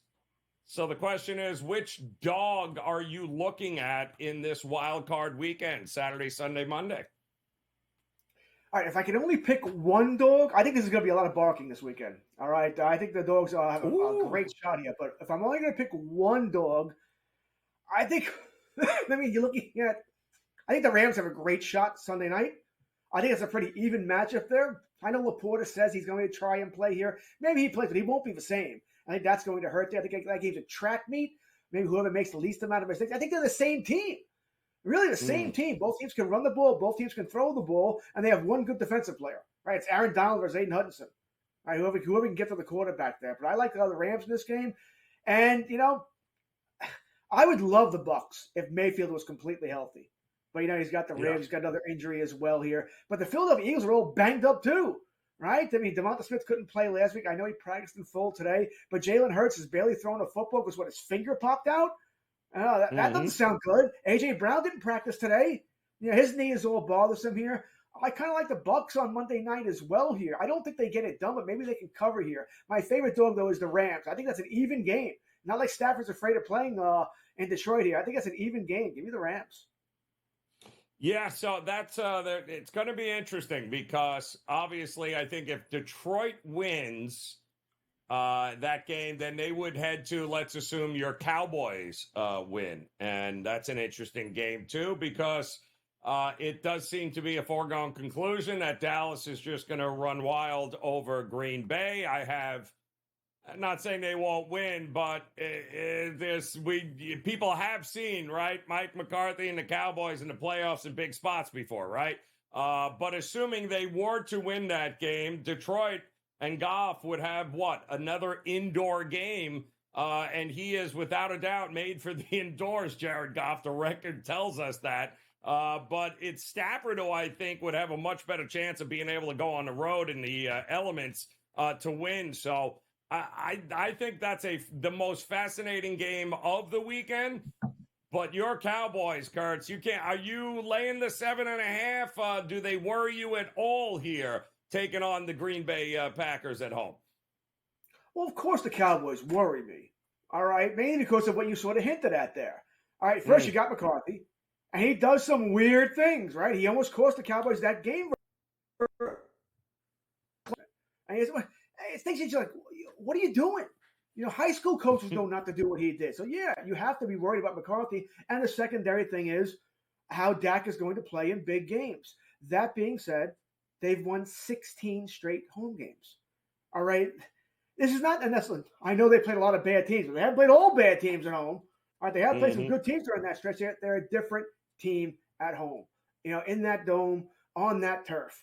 The Green Bay Packers are a beat-up team as well. Right, Jones has got the MCL. Right, and Dillon's probably not playing. Watson's beat up. Jair Alexander twisted his ankle today and may not be able to play. You know, and the Packers aren't a very good defensive team. The Cowboys are going to score 28-plus points. There's very little doubt in my mind. They're going to put points up on the board here. Can Green Bay stick with them? I think for a while, yes, but they'll make that mistake, which is what Dallas feeds off of. You know, when they make you one-dimensional, Deron Bland's going after those interceptions. Mike is coming after your quarterback, and that's where the mistakes happen. And I think we'll see that on Sunday. I'm not saying Green Bay can't get a backdoor cover because I'm not taking Dallas minus 7.5. I'm not taking Green Bay either, but I think Dallas wins the game here. I think the question is, can Green Bay score late to cover your points there? I kind of think maybe they do here, and maybe it's part of the Dallas bias in me that goes, you know what? They always play, weird games. They don't destroy decent opponents. They destroy terrible opponents, but decent opponents, they let them stick around. Think about that Detroit Lion game. The 20-19. It really shouldn't have been 20-19. CeeDee Lamb fumbles at the 6-inch yard line that cost them 7 points, and they made another mistake or two that cost them a touchdown there. Or else that game's not all that close either. So I think Green Bay can keep it somewhat close, but I don't feel great either way of taking the Packers or the Cowboys this game. But I do think the Cowboys win the contest. Yeah, I think some of the higher spread games are there for a reason, right? I do think Buffalo wins, and I would not be shocked if Buffalo wins in, what's going to be the single worst windy conditions that we've seen in a long time. But it wouldn't shock me if they win 17-3 and cover the spread. It wouldn't shock me if Dallas wins going away by 21 points. I think the higher priced ones are there for a reason. It's the Clevelands that worry me here as we're seeing more and more money come in on Houston with the rookie quarterback. That's still a number one defense, which worries me here a little bit if I'm looking to back Houston, because I got a pretty good defensive coordinator there. Do I not in Cleveland? And I've got the best defensive player in the league on the other side chasing my rookie quarterback in Myles Garrett. So it's tough in this game here. Who do you have more faith with? Well, one thing we have to realize about Myles Garrett is that he hasn't been the same player since he had the shoulder injury, right? Since he's been banged up, he hasn't been as big a disruptive force. Now, maybe it's better now, maybe it's not. We'll find out here. And also, Joe Flacco, in games he has started, so he didn't play last week, he's thrown the most touchdown passes. He's also thrown the most interceptions. All right? He's playing like, let's see, let's have some fun. I'm throwing the ball. Someone's catching it. All right, he got away with that during the regular season. You're not getting away with that during the playoffs. All right, you're just not going to get away with that during the playoffs. I'm on the Texans as well here. I think they're going to pull off the upset here. I think just conspiring that way. I think it's a close game. I'll tell you one thing: if it ends up being a 50, if it goes over, then I like Cleveland. But I think it's going to be more of a lower scoring game, 20-17, 24-20, somewhere around where it stays under the numbers. So I'll be on the under as well here, and I'm going to go with the Texans to pull off the upset here. Ooh, going with the Texans. Quarterbacks in their first playoff starts since 2002. 22-36-1 against the numbers. So if you like Houston, forget the points. Just bet them on the money line here. In the playoffs, back the money line. Don't worry. Don't try to worry about a point here, a point there. Outright wins is the way to go, especially early on here. And it's going to be interesting. We're seeing Waddle now practice. Mostert's practicing for Miami. So, yes, they probably won't be 100%, but having them available against Kansas City is pretty important here to Miami's chances. Still seeing 4.5, but same thing applies, right? If I like Kansas City, I'm betting them on a money line, and that's it. I'm not even messing with the 4 points here. What are you thinking? They're calling it for it to be minus 30 degrees with the wind chill. This is no longer football. All right, this is survival. This is absolute survival here. Come on. You live in South Florida. What's the temperature in South Florida right now? 80? Yeah. That's 110 degree difference. 110. You can't tell me Miami's not going to feel. Listen, it's not going to be good for the Chiefs either. And here Mahomes today going, I'm not going to wear a glove. What do you mean you're not going to wear a glove? Your hand, it'd be like Terminator 2 and your hand just breaks into a million pieces here. So I don't think there's going to be much. I'm on the under. Most of us are, right? The public's on the. We're all on the under. I don't know how points are coming in this game. I think both teams are going to try and run the ball as much as they can here. It's a good luck. It's a survival game. I think there'll be mistakes galore in this contest here. I'm on the Chiefs. I'll take the under in the Chiefs here. But like I said, this is survival here. I'll just take the Chiefs to survive more than the Dolphins will.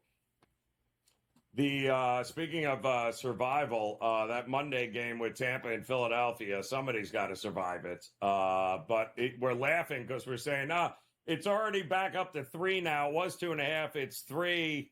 I don't know how in good conscience anybody can look at either of these two teams and think that, this is the right. It's a coin flip game to me.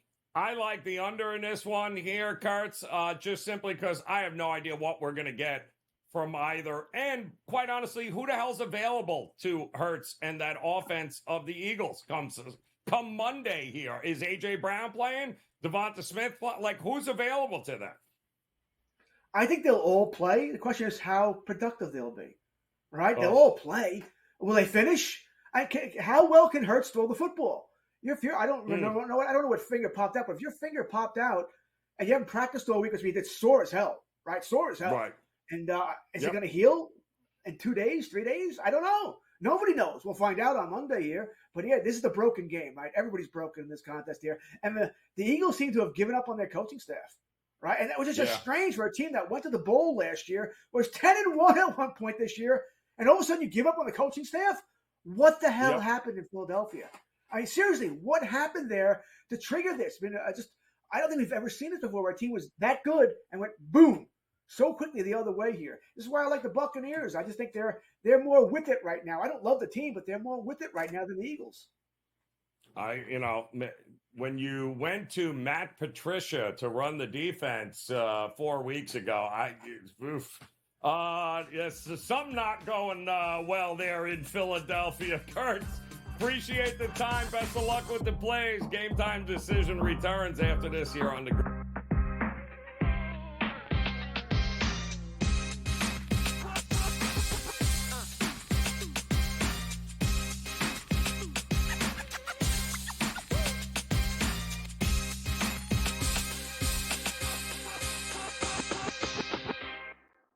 Quarterback at quarterback. We're going to lay some juice. We're going to have some dog prices, and we're going to go right in the middle. Because I don't know what they're doing. To me, they're in a complete rebuild, Kev. Go run, run, run. That's where overbackers on this 51.5 shot. Right now, he's a little bit more over money, but it's hovering right around. The winner of this game will be the division I favorite. don't care if they win because all we care about is the money, baby. The money. Pro Football Today. It's smarter to be on SportsGrid. San Francisco minus 120 to win the NFC Championship. It's the Cowboys with the second best number. The Eagles at 7-1. What the hell's the difference between the 6th and the 7th seed? I need my guys healthy here to make a playoff push. They took the bye week and still won the football game. You want to talk about two franchises going in the wrong direction? The Eagles, ridiculous what they did this week. The early line, only on SportsGrid. It's a lot of fun to do because you could kind of, place a season-long bet all at once and just wait it out. I've always found that interesting. But New York is one state where it's a little bit unclear. You cannot bet on basically anything that requires a vote. So you're talking about an MVP award, a Cy Young, Rookie of the Year, anything where people at the end of the year have to vote. Newswire, only on SportsGrid.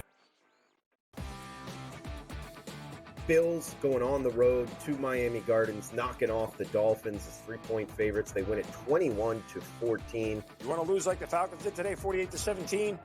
That's probably bothersome. You want to win an ugly game where you throw 3 picks, but you end up winning the division? No one cares.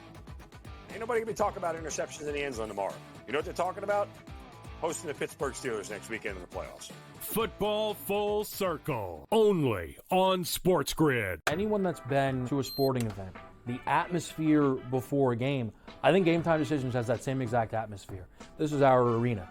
This is what we do. There is going to be an energy to Game Time Decisions that you will feel night in and night out. The excitement you get when you lock your bets in, when you're figuring out what you want to do, we can zone in on the biggest games each night. I want this to be the place that people come to before the games start so they feel as ready as possible to lock in their cards. We are going to hit every single one of those markets that you need to know about. We're going to go through every single thing, and I've got a great team behind me that's going to help me get the job done. There is not going to be a better place, I promise you, than Game Time Decisions to get that new information, react to it, and be able to then bet accordingly. We will have everything at our disposal, and we will use that to our advantage.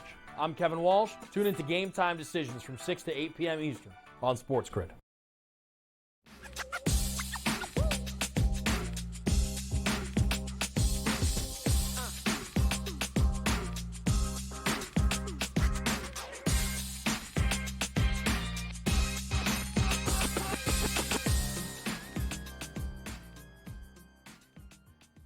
All right, welcome back in Game Time Decisions here on the Sports Grid Network. As often running tonight on the hardwood, college games underway, 55 of them. We got one NBA game just tipped off here. We got 3 more to go. We got plenty going on in the NHL on the ice here tonight, and of course, wild card weekend. And nobody better to take the reins here coming up top of the hour than Mr. Dave Sharapan in the house, covering all of it here tonight, Dave. And I'm going to guess your focus might just be on the ice with the Penguins and Canucks here, I think. So Yeah. what's going on, man? What are you looking at here tonight? So over 6.5. That seemed like the easy play. Picking a side in this game was tough because I want the Penguins to win, and I got the Penguins gear, and I was going to wear it anyway. But Vancouver's the best team in the West. I mean, Vancouver's having one of the best seasons of any team. Continue to be dogs. Went through the tri-state area there in New York and took care of the Devils, took care of the Islanders and the Rangers. Pretty good trip. They're going through Pittsburgh now. This would be that game where you go, okay, this would be the one that they lose, right? 2 quick goals. They're up 2-0. Yeah. Penguins just scored. Still in the first period. Penguins trailing 2-1. I'd like them to tie it up and get this thing kind of really not comfortable. I hate to say definitely over 6.5 in the first period, but if we get 4 goals in the first period and don't get 6.5, Joe, that's a bad beat. That's a definition of a bad beat. I don't want that. So, listen, there's a lot of good hockey games tonight. Devils Lightning's an interesting game, 1-1. Yeah. Kraken playing as good as anybody. I like them tonight against the Capitals. Edmonton and Detroit, another good one on the board. Kings and Panthers. Kings lead 1-0. Need over in that game. That was quick. So we need more goals there. And then late night. I don't know if you saw there, Joe. It was the bottom game on the board there. Oh, I the saw Knights. it. Yeah, the Knights. You know who they're playing, right? Oh, The I know. Boston It's Bruins. a pick'em too. Yeah. Yep, I know. And it's a shame because like today, Belichick retired, right? And Bostonian versus the book. Peralt sad, melancholy day, talking about the Patriots and the glory years and all this other stuff. And there's nothing more than I want than the Knights to just smack them in the face, Joe. They can't score. No, they can't score. No, I know. They can't I score. know. And yet they both have the best records in the NHL. So, that just goes to show you how good they can be when they are going through this lull. But there's ebbs and flows to the season. I mean, the problem is they're going to come out of this and they're still going to be there as defending champs, and they're still going to be a giant pain in the you-know-what. Boston's still going to come here to Florida and lose anyway, Dave. So you've always got that. You don't worry about that. We'll handle that business again when it's all said and done. And by the way, they've been all melancholy since Brady left. They've been talking about the good old days for how long now, these Patriot fans. So stop it already. It's not like you didn't know this day was coming. The big question that I have is, where does Belichick go? Because he wants to coach. He has said he's coaching. I'm seeing odds already out here where it looks like Atlanta, of all places, is the favorite. I can see him wanting to go somewhere. And listen, Arthur Blank will throw money and power at him and say it's all yours. But where do you realistically see him going to coach here? That's because not all of these jobs fit him at all. No. And we had a guy on who works for the Patriots. We had him on today. He said Atlanta is where he's going. It's just a matter of it's just a matter of how long. That's the word in the building. Excuse me. That's the word within the organization, the people that were, know. But I mean, that was a weird, awkward thing today. And it was a press conference, but it wasn't because they didn't take questions. And then the awkward, Kraft, Belichick, Kraft came in for the big hug, Joe. He came in to give me some, hold on. It's been great. And Bill was like, hey, nice, thanks. Settle down. That's cool. Yeah. I'm not done. You could tell. I don't know. The local buzz is what it would be. Patriots West, bring him to Vegas. I mean, I don't know. You know, he's got Antonio Pierce. He'll stay. Be the defensive coordinator. Bring in Belichick. You know, we get this thing Bring fixed. in Josh McDaniels. He's going to bring in Josh McDaniels as his OC. Yeah, well, he'll bring him in as his OC because it's always worked as an OC. Not much of a head coach, but always worked as an OC here. I don't think they're going to let him back into town, Joe. I mean, it was like when you were here last time. Well, and, you know, it was one of those nights and all that at the craps table and all that stuff. No, they'll let him in. They'll let him in Atlanta. I mean, if Belichick goes to Atlanta, I meant Vegas. And he no, Vegas. No, they won't bring him into Vegas. Although that would be a fantastic story. That would be for days if that's the case here. That would be actually pretty funny. But I do think if he goes to Atlanta, I mean, what about the Saints? Are we convinced that Dennis Allen he's the end-all, be-all? I mean, nobody has mentioned it, but, I mean, my goodness. You know, Derek Carr with Belichick and that defense. Oh, boy. I mean, they need something. Them. They do. They need something. I hadn't even considered them. That ain't working. I think that one of the best places when you have the quarterback established would be the Chargers, right? Because Herbert's there. You go in, have the quarterback, build around that. But they got no salary cap either, though. They got no room to do anything. You go get free agents, so that might not work. I don't know. It's a good discussion, but between the Bruins playing tonight in Vegas and the Celtics playing tonight against Milwaukee, I don't know. The NBA card is light tonight, but I'm hoping that it's a Boston sweep, Joe. I hope the Bucks win and cover. Oh, I would love to see the Knights win, and then we could just move on from the whole thing. You know what I mean? Otherwise, I mean, he's going to be talking about it. Boston people they were in the chat today. They were talking nonstop. It's been in the feed nonstop. It's playoff. I would say that wild card weekend, nobody Joe. is taking that job, though. Who's taking the New England job? Nobody is taking Alabama's job, and nobody is taking New England. Nobody wants to live in the shadow of two of the greatest of all time. I want to live in Belichick's. Like, Vrabel's not going to New England. Well, well, that's what they all want. They all want that's that what to they happen. want. But if he goes there, he lives in Belichick's shadow. Like, he doesn't want to do that. Who the hell's going to take the Alabama job and live in Nick Saban's shadow? Well, which one is harder? Like, if you think about this, right? Like, which one? The expectations are already high in Alabama, and they're going to be high.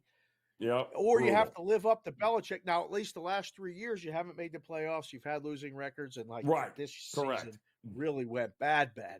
But what's the harder job, Joe? Like, if you had to take one, which one is the path of least resistance? Alabama. I know the answer for Alabama, by far. I think that's because you have to harder recruit. One. Yeah, absolutely. College is a different animal. It's just a totally different animal. But I think both would be best served going with the unknown. They're talking about Jared Mayo, the assistant to Belichick, played for him, linebacker. That's the perfect kind of guy to take over for somebody that was there 24 years and has 20,000. A former player. Right. That's perfect for them with no expectation. But Dabo's going to leave Clemson to go there. Like, no, none of those guys are. Nobody with a name is taking that job in Alabama. I think Alabama's screwed myself with all the changes. Because Sarkisian's not leaving Texas to go to Alabama. Why? Why would you do that? I don't think he would either. I said the same thing. Alabama's a good job, and it is a top job, but it's for someone else, not from another top 5 job. I agree. I agree 100%. Kirby Smart was not leaving Georgia after what he just built. What are you talking about? No. Who else? You said Dabo? No. Sarkisian? No. No. Lanning already said he's staying in Oregon. It would have to be a guy from the NFL maybe coming over that doesn't have any college, you know what I mean, clout. So, but Vrabel's already made it known to everyone that's around him and knows him's like, he's got no desire to go sit in a kid's living room and convince them to come and play football. That's No not chance. Vrabel. So, and he'd go to Ohio State if that was ever the case anyway. So I think the changing of the guard here, Pete Carroll gone, Belichick gone, Saban gone, you know, you go down this list here, it's a changing of the guard in the NFL, and I think in college too, because all the rules have changed. Right. And I think it's going to be real interesting to see. And how much time can you waste? You got to go hire somebody now. You don't have any time. You got to go recruit in college, and you got the draft coming up in a couple of months. You have to settle everything, right? You have to. Yes, the absolutely. commits left, like 3 people, top 50 commits, wide receiver, and I forget what else it was, decommitted. Well, that's tough. You know they're not coming. Well, because they do, someone else might. Kids are going to bolt now. Like, wait a second. So we got to get somebody in here to say, I'm here. I'm going to be here. Let's stay here. Let's do, Coach Saban right, and let's, pick up where we left off. Let's get back to the playoffs. They better hurry up. Yeah. They better hurry up. I can see that phone ringing now being like, yeah, decommit. I'm out. Right. Norvell from Florida State. Is that a possibility? That's another good one. That's a very good possibility, yes. Because already he's done nothing but he's going to go down into history in Florida State as the guy that went undefeated and couldn't get a national championship invite. So he's already, and he's got no quarterback moving forward because that entire team left. So, yeah, I think Norvell is maybe a good. Can they take Cristobal? Because I'd love to give them Mario.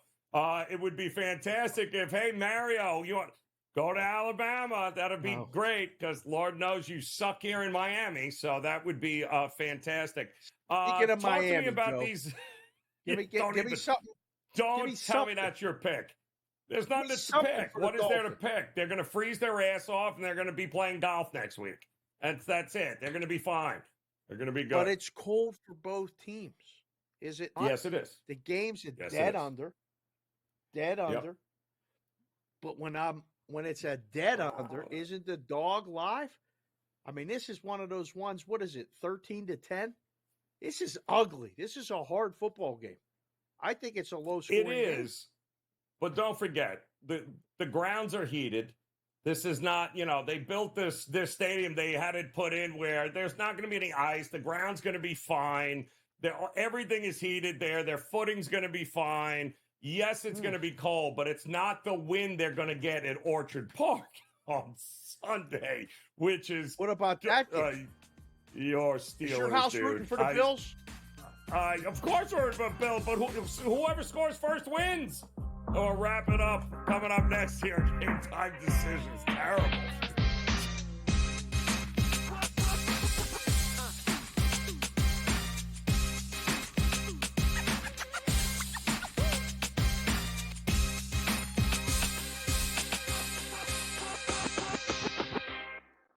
Quarterback at quarterback. We're going to lay some juice. We're going to have some dog prices, and we're going to go right in the middle. Because I don't know what they're doing. To me, they're in a complete rebuild, Kev. Go run. That's where overbackers on this 51.5 shot. So right now, we saw a little bit more over money, but it's hovering right around. The winner of this game will be the division I favorite. don't care if they win because all we care about is the money, baby. The money. Pro Football Today. It's smarter to be on SportsGrid. San Francisco minus 120 to win the NFC Championship. It's the Cowboys with the second best number. The Eagles at 7-1. What the hell's the difference between the 6 and the 7 seed? I need my guys healthy here to make a playoff push. They took the bye week and still won the football game. You want to talk about two franchises going in the wrong direction? The Eagles. Ridiculous what they did this week. The Early Line. Only on SportsGrid. It's a lot of fun to do because you could kind of, place a season-long bet all at once and just wait it out. I've always found that interesting. But New York is one state where it's a little bit unclear. You cannot bet on basically anything that requires a vote. So you're talking about an MVP award, a Cy Young, Rookie of the Year, anything where people at the end of the year have to vote.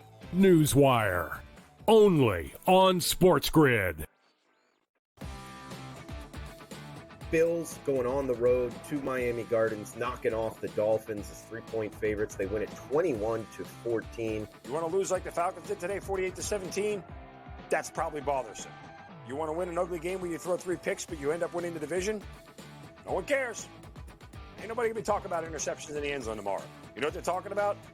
Hosting the Pittsburgh Steelers next weekend in the playoffs. Football Full Circle, only on SportsGrid. Anyone that's been to a sporting event, the atmosphere before a game, I think GameTime Decisions has that same exact atmosphere.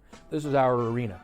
This is what we do. There is going to be an energy to GameTime Decisions that you will feel night in and night out. The excitement you get when you lock your bets in, when you're figuring out what you want to do, we can zone in on the biggest games each night. I want this to be the place that people come to before the games start so they feel as ready as possible to lock in their cards. We are going to hit every single one of those markets that you need to know about. We're going to go through every single thing, and I've got a great team behind me that's going to help me get the job done. There is not going to be a better place, I promise you, than GameTime Decisions to get that new information, react to it, and be able to then bet accordingly. We will have everything at our disposal, and we will use that to our advantage. I'm Kevin Walsh. Tune into GameTime Decisions from 6 to 8 p.m. Eastern on SportsGrid.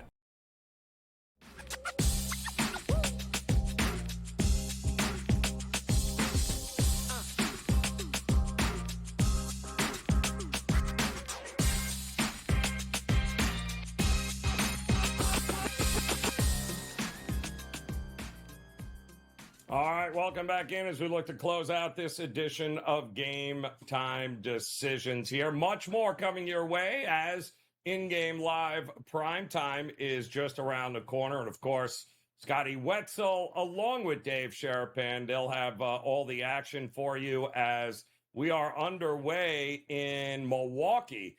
And the Bucks, with about 2.5 minutes to go in the first quarter, out in front of the Celtics, 29-21. So that's a bit of good news here for those of you that backed Milwaukee in just a terrible spot for the Celtics here tonight. 5th game in 7 nights. They had to fly to Milwaukee after playing an overtime game against Minnesota last night, and that number was -2 for the Bucks at close. So hopefully they'll be able to keep that going, and we've got plenty going on in college basketball as well. I think we're all waiting for the Illinois-Michigan State Big Ten battle. It's been a hell of a week for the top 5-6 teams in the country, rated or ranked rather, as most of them have all lost going on the road here. We know Nebraska beat Purdue the other night. We just watched Kansas lose to UCF. Houston also lost. So there is... Yeah, it's got to be very careful. And, of course, Illinois, the number 10 team in the country, at home, taking on the unranked Michigan State Spartans there with Tom Izzo.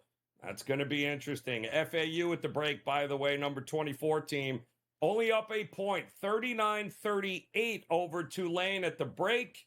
And Michigan on top of Maryland on the road there, 33-21 in that one. So a lot of college basketball, much more in the NBA, full slate of games in the NHL, and you guys are in good hands as in-game live. Prime time is coming up next with Mr. Opposite Picks there, Scotty Wetzel, Taylor Mathis, Dave Sherapan. They'll take the reins. We'll be back again tomorrow with another edition of Game Time Decisions. Good luck with your plays. We'll talk again soon.